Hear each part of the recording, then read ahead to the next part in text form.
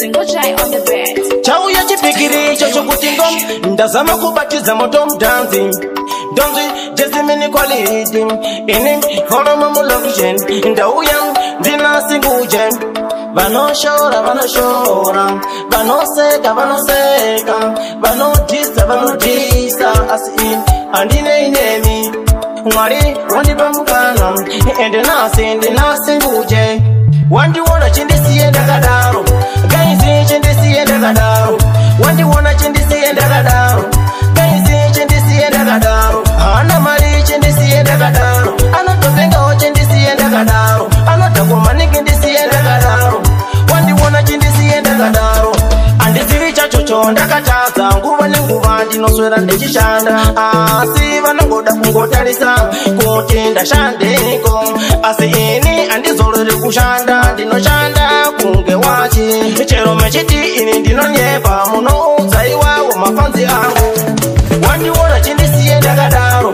gaizi chindisiye ndakadaro wandiona chindisiye ndakadaro gaizi chindisiye ndakadaro hana mari chindisiye ndakadaro anotopengawo chindisiye ndakadaro anotakwa maningi ndisiye ndakadaro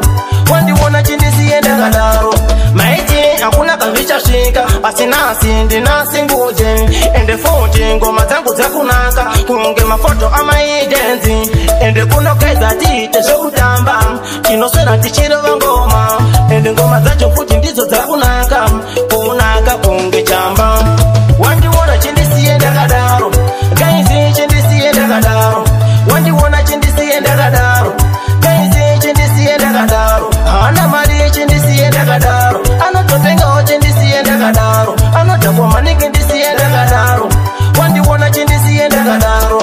andisiri chachocho ndakataza nguva nenguva ndinoswera ndechishanda asi vanongoda kungotarisa kuti ndashandeko asi ini andizorere kushanda ndinoshanda kunge wachi chero mechiti ini ndinonyepa munoudza iwawo mafanzi angu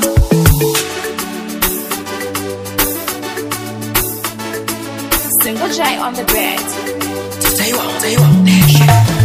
wandiona chindisiye ndakadaro gaizi chindisiye ndakadaro wandiona chindisiye ndakadaro